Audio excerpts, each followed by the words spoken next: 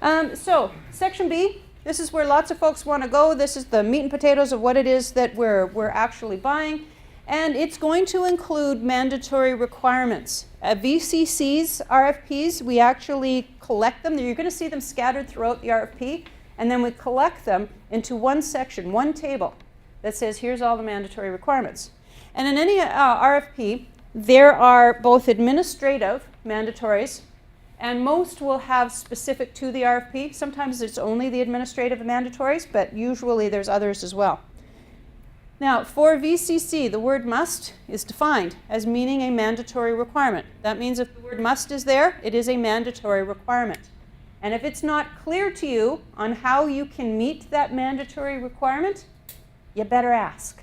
Get the clarity you need. Never, ever, ever, for any RFP that you might be interested in, never make an assumption as to what a mandatory means. It needs to be black and white, absolutely crystal clear what it is and how you meet it. And if it's not, you ask those questions. Because I can't tell you how many proponents have missed mandatories because they misinterpreted what the mandatory meant and didn't meet it. They thought they did, but they didn't. So make sure you have crystal clarity. If your mandatories, if they're not all there, every single one of them, we cannot consider your proposal. This is not legal red tape, or not government red tape. It is a legal requirement. And it all comes down to our obligations.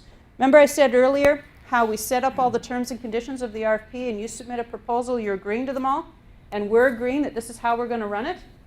Okay, well, in the law, we can only accept compliant proposals. As a matter of fact, we have a contract with all the proponents who submitted a compliant proposal. And by compliant, that means that all the mandatories are met. And if there's any minimum scores, they're met too. That makes you compliant. And if we were to accept a non-compliant bid, let's say the proposal came in 1 minute late, and we said, oh, 1 minute, it's no big deal. We're going to accept it at just 1 minute. And we accepted it. And that proposal turned out to be successful. We accepted and awarded a contract on a non-compliant proposal, and that means everybody who submitted a compliant proposal has grounds to sue us. That's why we don't accept a proposal that comes in 1 minute late, because we know the legal risks. We can get sued if we were to. So from your end, you've got to understand what all the mandatories are and exactly how to meet them. Don't take anything for granted on a mandatory. Okay? The administrative mandatories. This is fairly standard in VCC RFPs. We're going to tell you how many copies of your proposal, by what date and time, and at what location. Okay? Be very cognizant. Another big reason that we don't have proposals meeting mandatories is because they're late. It doesn't matter which courier promised. If it's late, it's late. We need it on time. Closing location. Here at the college, there are 2 campuses. Make sure for whatever RFP you're looking for that you pay attention to what the closing address is. The purchasing department is here in the Broadway campus. Most of the time, that's where we're going to be closing, here at the Broadway campus. So if you send it to the downtown campus, even if it arrives on time, it's not at the right location, and you've missed a mandatory requirement if the Broadway location is the one that's specified in that RFP. So pay attention to where that is. Okay?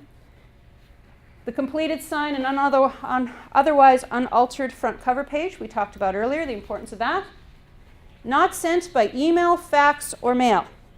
You send us an email of your submission on an RFP, our standard administrative requirement says we're not going to accept it. So don't bother. We're not accepting faxes, because if we did, we know exactly what will happen at 10 to 2 on the closing date. Everybody will be sending their faxes in, and nobody will be able to get through. Right? That overload would happen. So we don't accept faxes. We don't accept mail, Canada Post mail. And there's a reason for that. For Canada Post, they have something called the Canada Post Act. And in that act, it says that anything that's sent by mail is deemed to be received as of the postmark, the date that it's postmarked.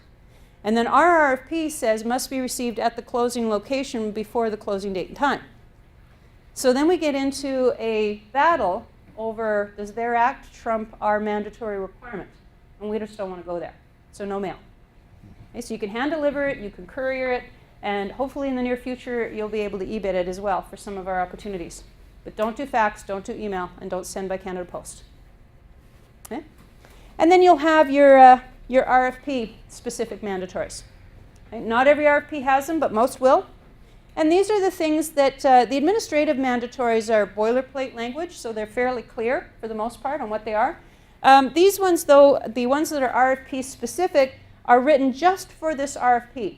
And a lot of times they're not as clear. And a good example of this might be, let's say there's a mandatory requirement that you have some kind of certification, you as your organization. You know, unless you have this certification, don't even bother responding. So if I were a vendor looking at this, I would think, okay, I have that certification. Is it enough that I simply state I have it, or do they want a photocopy of it? And what happens if I'm in the process of getting it? I don't have it now, but I likely will before we sign a contract. Is that good enough or not? If that's where I am, I'm going to ask. Crystal clarity on all the mandatories. It's absolutely essential.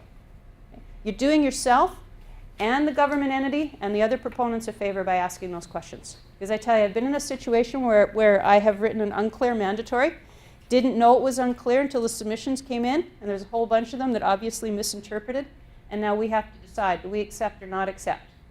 If we accept, we put ourselves at risk from everybody who met it as we intended, because they might see these others as not having met, if one of them were successful. And if we reject, we put ourselves at risk because the vendors we rejected could say, wait a minute, I did meet it. If you interpret it this way, I met it. And they would be right. So you do everybody a favor if you ask for clarity on a mandatory requirement.